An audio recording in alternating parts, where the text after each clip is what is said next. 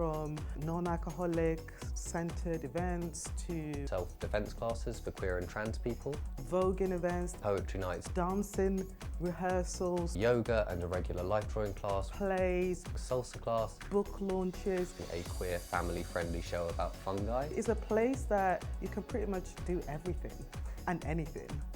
Brick Lane has been the queer heart of London for a long time. People tend to think Soho, but actually there's an awful lot going on here.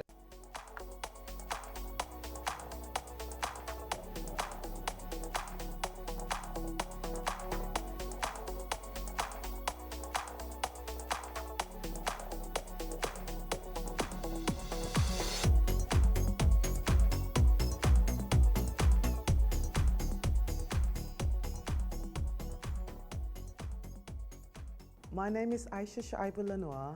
I'm one of the managers here at the Common Press, a multidisciplinary LGBTQ venue, fully intersectional with a bookshop cafe, event space, and an amazing place to serve our community.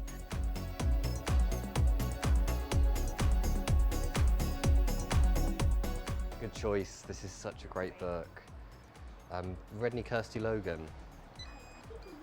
Kind of like, yeah, like Kirsty Logan short stories, or maybe Her Body and Other Stories by Carmen Maria Machado, yeah.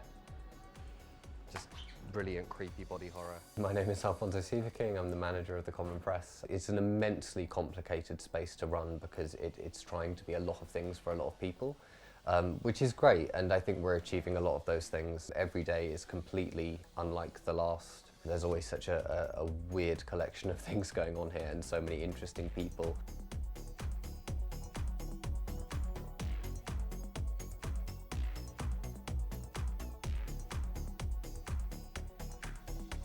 I am Miss Bolly Illusion, and I have just done a heels dance workshop at the Common Press. It's an amazing hub for LGBTQ+ creatives. Normally in East London, it's always dungy in the basement, but actually in this beautiful place, we have mirrors, beautiful lights, an amazing sound system. So it's really, really great. I'm living my best drag fantasy, really. As soon as we opened, we found there was just an enormous community of people here who wanted to come and use this space. There's still a need to appreciate what different migrants have done to make East London what it is today. So it's about, I guess, carrying on that legacy to show that, hey, whoever you are, wherever you're from, you can always find a place here.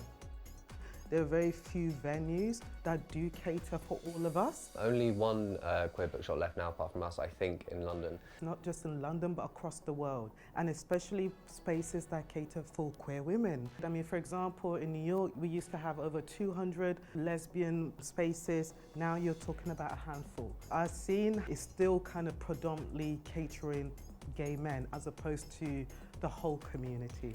It's not just a queer space, although it is a very queer space.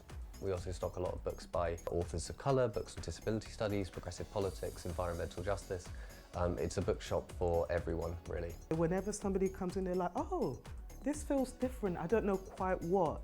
It's because at the beginning of kind of building the space, it included some of us. The founder's name is Ray, a black woman, and she did an absolutely incredible job establishing a bookshop that's come to mean a huge amount to a huge number of people. People are like, why hasn't this existed all this time? And it is a good question. It's because I think for so long people didn't see the need for it.